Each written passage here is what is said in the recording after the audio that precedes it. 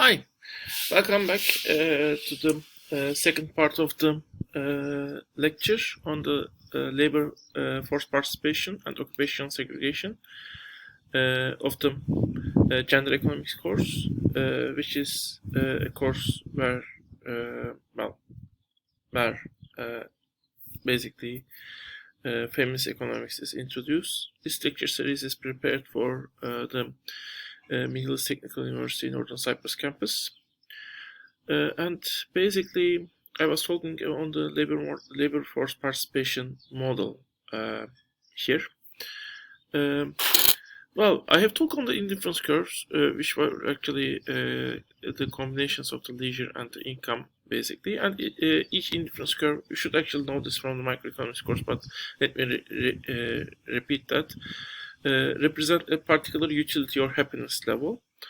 And if you increase leisure or income, utility of the person gets more higher, which means actually people like to work rather than have leisure rather than to work, and they would rather have higher level of income.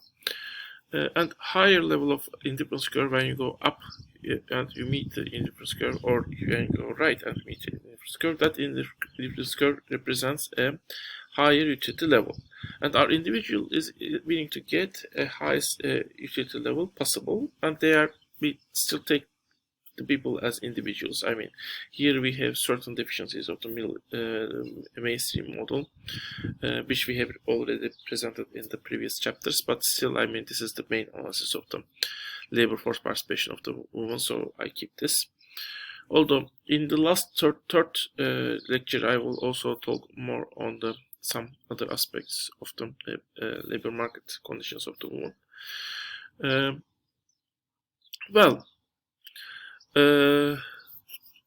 What can we say on the labor force participation?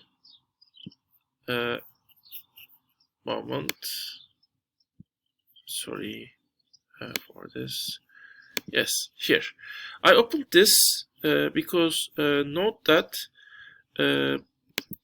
we should have a certain indifference curve and only one indifference curve that is passing from the reservation from exactly this point, the point where the vertical line and this line basically intersect. And before doing that, actually, let me also say that this vertical line represents the non-labor market income. It's not necessarily actually reservation wage. There, the article is wrong. Reservation wage is something else. We will see that. And the wage rate represents the slope of this curve. So as we have a higher wage, that would mean per unit time that is spent for work, we got a higher amount of income, basically. I said the higher slope, but although if you take derivative, of course, the derivative will be negative, because the more leisure time you have, the less wage you will have, kind of thing. So now we can see the indifference curve that is running through the reservation wage.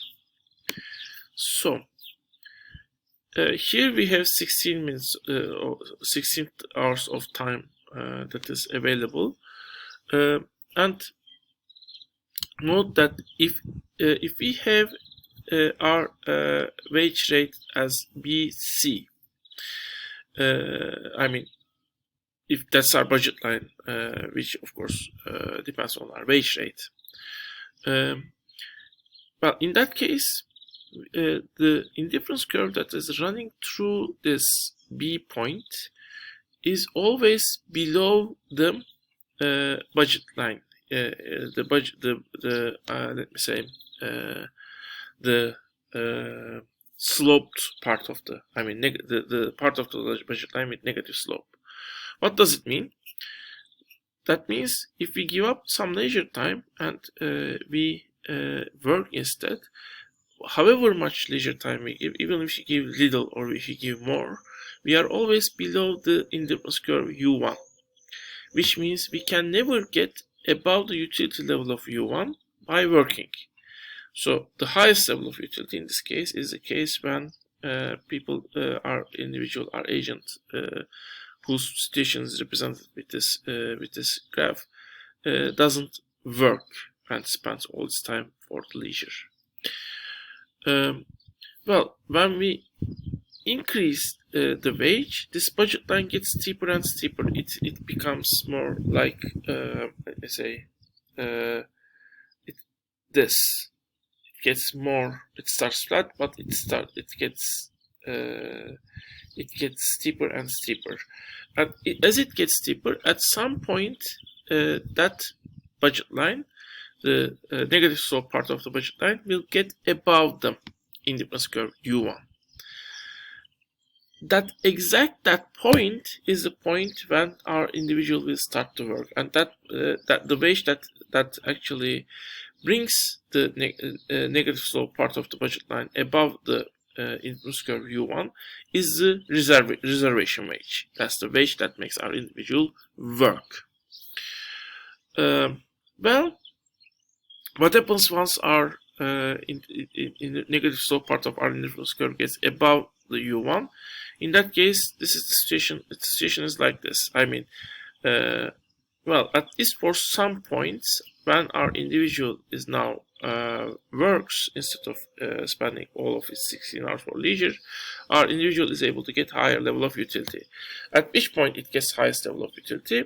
It gets highest level of utility at the point when their budget line is tangent to a indifference curve, because if it is tangent to a indifference curve, for example U2 here, now it doesn't get never above the U2 curve, so U2 is the highest level of utility our individual can get, and that highest utility is get when our individual is spending 5 hours per work and 11 hours per the leisure, and gets 160 units of income, as opposed to 100 units of income which he gets without working, basically.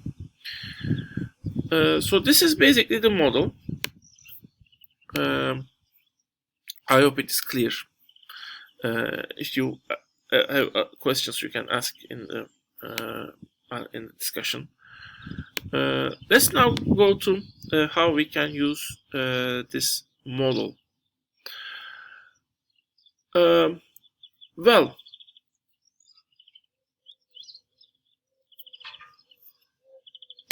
Well, first, think about two different types of consumption. In one form of consumption, like for example having a vacation, we might, in order to enjoy consumption, we might more need time.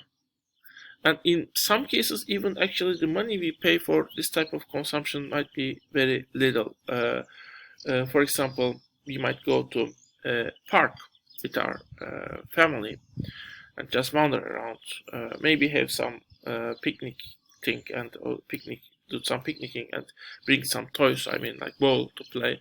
But basically the time we need might be relatively long, a few hours, to enjoy it properly. Relatively the value of the commodities might be small. On the other hand, we might also have commodity incentive of consumption. I mean, in order to, I don't know, consume a watch, we don't have a time. We just need to put a watch on our hand.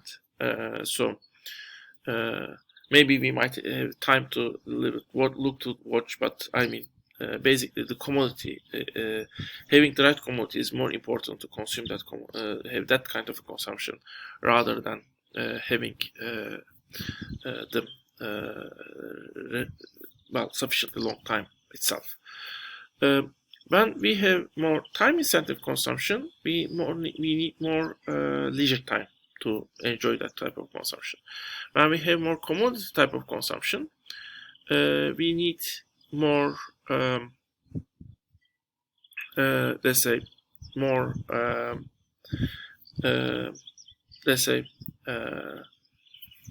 commodities, income to buy those commodities. And the same thing can be also even to be true for the production inside of the household. I mean, certain type of productions need more time. Other type of production in the household might need more commodities available for us. So the main point is in United States, according to Blau, Winkler, and Faber, having more commodities, more stuff in your house has become more important than basically having spending time with the family, or having the type of consumption that requires the time of the family members. One example is, for example, that's not from Blau, Winkler, and Faber, but actually from a family, American family I had. Previously, he said the fathers and children were actually building tree houses together, or baby doll houses, the woman and the mothers, and actually for the baby doll houses, this wonderful baby doll houses where actually there was one old lady who did this for years and years, and it was actually and then at the age of 90 he has donated it to a museum, and each piece is actually handcrafted by an amateur person, basically.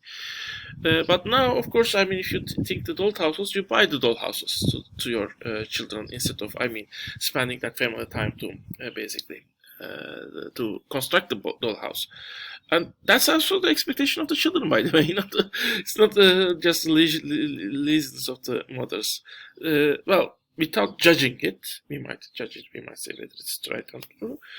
Of course, this makes the income more important, more valuable than leisure time.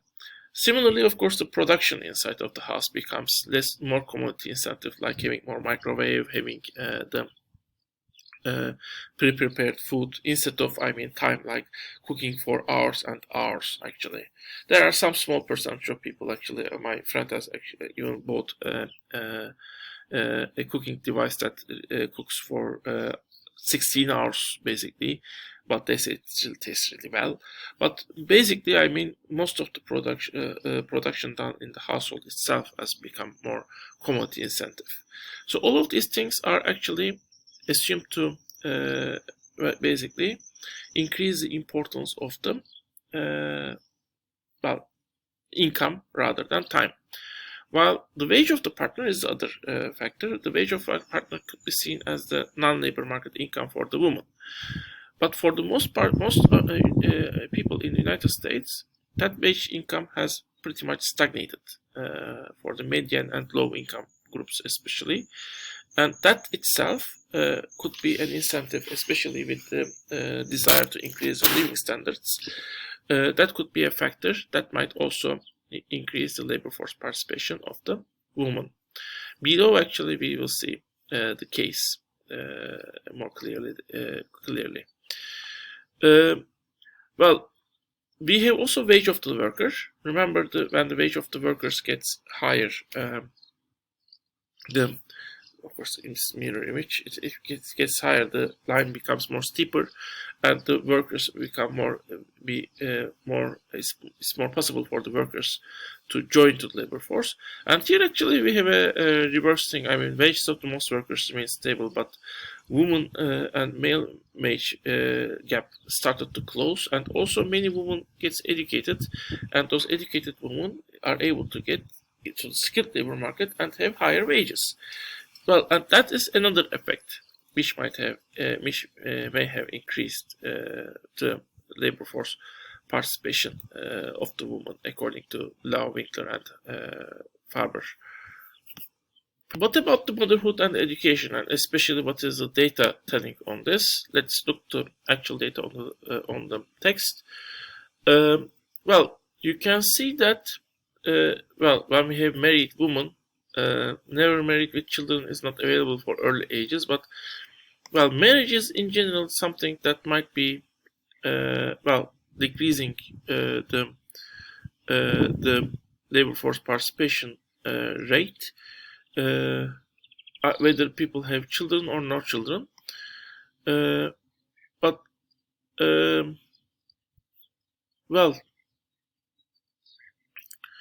Actually, when we look to the married woman, married is something that is decreasing it.